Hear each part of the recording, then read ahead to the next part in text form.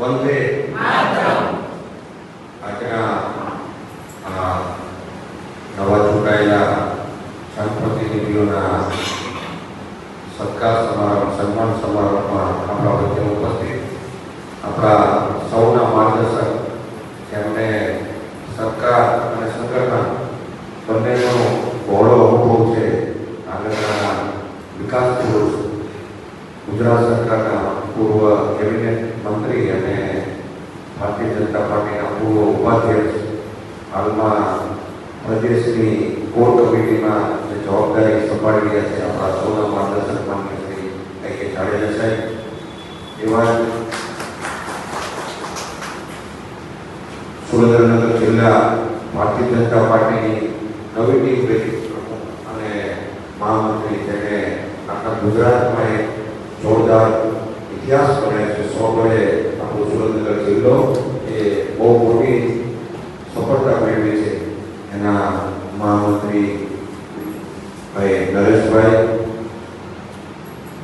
ભારતીય જનતા પાર્ટીના પ્રદેશના ભારતીય જનતા પાર્ટી સુરેન્દ્રનગર જિલ્લાના ઉપપ્રમુખ અને આપણા પ્રભારી બેન જિગીસાબેન, બંને પ્રમુખ ભાઈ નિશાંતભાઈ, ભાઈ યદુભાઈ, મહામંત્રી ભાઈ રામદેવસિંહ, ભગવાનભાઈ, રાજદીપકભાઈ, સંજયભાઈ, પૂર્વ પ્રમુખો ભાઈ અશુભાઈ, ભાઈ જીતુભાઈ, નગરપાલિકાના પૂર્વ પ્રમુખ ભાઈ કુલદીપસિંહ, સૌ ચૂંટાયેલા જનપ્રતિનિધિઓ.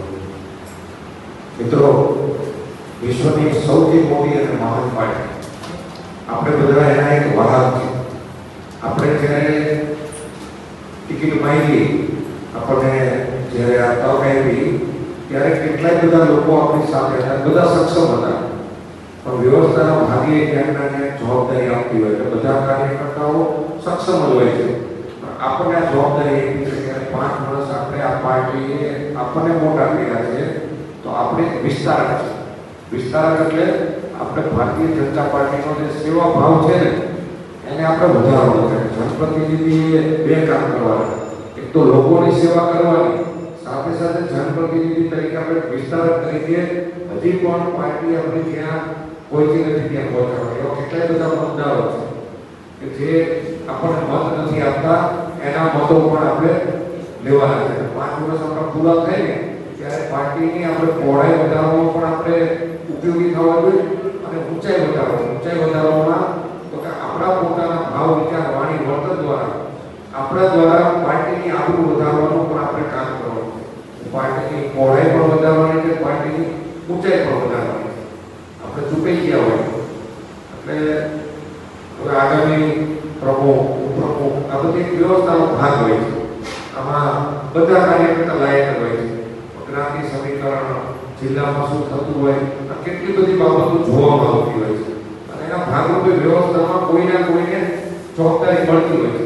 જવાબદારી પડે એ લાયક હોય નથી, બધા લાયક હોય છે. વ્યવસ્થાના ભાગે આપણે બસ ચલાવતા હોય તો બસ બધાને આવડતી હોય કે ગાડીમાં આપણે 5 જણ બેઠા, 5 ગાડી આવડતી હોય, પણ ડ્રાઈવર તો એક જ બને, બરાબર? બધા તો પણ બને. ડ્રાઈવર એક બન્યો હોય, એ ડ્રાઈવરને સહયોગ આપે, સાથે કરીને અંતર તો બધાને કપાય ને, બરાબર? કે કોઈ ગાડીમાં ડ્રાઈવિંગ કરતો હોય, પાછળની સીટ ઉપર બેઠો હોય તો 10 કિલોમીટર પહોંચો તો 10 કિલોમીટર બધા પહોંચવાના. વ્યવસ્થાના ભાગે જે પણ પાર્ટી જેને પણ જવાબદારી આપે એની સાથે સંકલનમાં રહી અને સૌનો સાથ, સૌનો વિકાસ, સૌનો વિશ્વાસ, સૌનો પ્રયાસ, આ મંત્રને આપણે સાર્થક કરવાનું છે. જવાબદારી મળે તો સારું, ન મળે તો એના કરતાં પણ સારું. ભૂતકાળમાં ભગવાન રામ હતા, રાજા બનવાનું નક્કી હતું, મેન્ડેટ ફાઇનલ, બધું ગોઠવાઈ ગયું અને ક્યાંક મંત્રાએ વિશે મૂક્યો અને કોઈ કારણોસર રાજા બનવાનો બદલે એમને રાજા બનવાનું થોડો જંગલમાં જવાનું થોડું થયું. ભગવાન રામે એને સહજતાથી કીધું, જો એ ત્યારે સીધું રાજ્યાભિષેક થયો હતો તો ખાલી રાજા જ બને. આ 14 વર્ષનો વનવાસ તે ભગવાન રામ ગયા.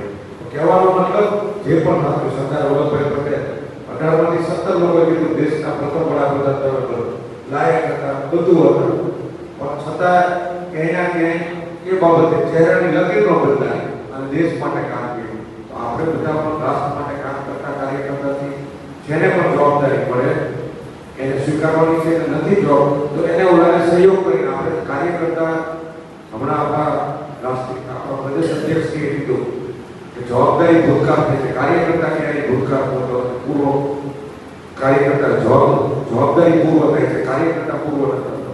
એટલે આપણા મનમાં કાર્યકર્તા જ રાખવાનું.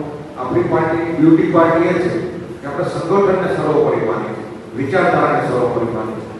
એટલે આપણે ચૂંટાયેલા સૌ માટે સંગઠન સર્વોપરી છે. આપણો મંડળનો પ્રમુખ હોય, આપણો બૂથનો પ્રમુખ હોય, જિલ્લાના પ્રમુખ હોય, પ્રદેશ પ્રમુખ હોય, રાષ્ટ્રીય પ્રમુખ હોય. વડાપ્રધાન નરેન્દ્રભાઈ મોદી સાહેબ જો કહેતા હોય કે મારા માટે નીતિન નબીજી બોસ છે, તો એ બધું આપણા બધાને પણ લાગુ પડે છે. શું કામ આપણે કરીએ? તો આપણી પાર્ટી કાયમી છે. આપણે તો વ્યવસ્થાના કારણો ભાગ છે, પણ પાર્ટી કાયમ છે, સંગઠન એ કાયમ છે. તો આપણે સંગઠનને સેન્ટરમાં રાખીને આપણે કામ કરવાનું છે. આપણે 5 વર્ષ ક્યાં નીકળી જશે ખબર નહીં પડે. તો 5 વર્ષમાં આપણે બધાએ ક્યાંય કોકે મત આપ્યા, કોઈએ નો આપ્યા, કોઈએ સહયોગ કર્યો, નો કર્યો, બધું ભૂલી અને સેવા કરવો છે. સેવા કર્યા કરે. આ જીવન જ મનુષ્ય જીવન એટલું દુર્લભ છે. દેવતા દર્શી જાય એવું જીવન છે. કાલે આપણે છીએ કે નથી આપણને નથી ખબર. આ જીવનમાં આજે આપણને મોકો મળ્યો છે લોકોનું કામ કરી દેવાનું. કોઈ કામ કરી દેવાનું, કામ કર્યા પછી નેટિકલ દરિયાને ડાલ.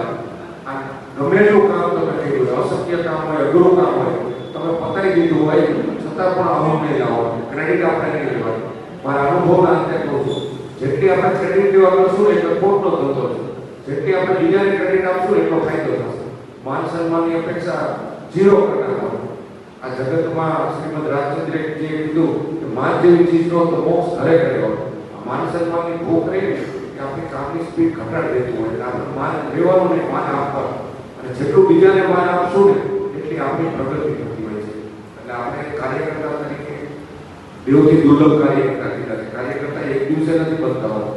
કાર્યકર્તાનું આપણે બધાએ આપણું ઘડતર કરવાનું અને આજુબાજુવાળા કાર્યકર્તાને આપણે ઘડતર કરવાનું. આપણે એકબીજાના એનર્જી ગીવર બનવાનું, એનર્જી સકલ નહીં બનવાનું. આપણે બધા એકબીજાના ગુણને બિરદાવવાના. આજે તમે માણસમાં ગુણ એવો કોઈ પણ વનસ્પતિ નથી કે જેમાં ઔષધિ ન બની શકે. એવી રીતે એવો કોઈ પણ માણસ નથી જેમાં કોઈ લાયકાત ન હોય. તો આપણે કામ આપવાનું એક સાહેબ કહેતા હોય કે જેને કામ આપવાનું, જેની જે લાયકાત હોય એને કામ આપો, એ કામમાં એ શ્રેષ્ઠ હોય અને એને એ કામ આપો કે કામ શ્રેષ્ઠ કરે. અને બીજું આપણે બધાના ગુણને બિરદાવવાના. જો મારા અનુભવના અંતે માણસના ગુણને બિરદાવશો ને તો એ ગુણ મલ્ટીપલ થઈને કામમાં આવશે. અને જો તમે આવો ગુણ એને આમને ટેસ્ટ પહોંચાડશો ને તો તમારો વિરોધી થઈને આવશે. તો આપણે પણ દરેકની સારી સારી બાબતને આપણે બળ આપશું ને તો એકબીજાના એનર્જી ગીવર બનશું. અને એનર્જી ગીવર બનશું આપણા બધાના ઓરા કલેક્ટિવલી આપણી બધાની ચેતના વધશે, આપણા બ્રાન્ડમાં વધારો થશે. એટલે આપણે આગામી દિવસોમાં 5 વર્ષમાં આપણે એક પરિવાર છે. એકબીજાના સુખે સુખી, દુઃખે દુઃખી એકબીજા સાથે આપણે જોડાવાનું છે.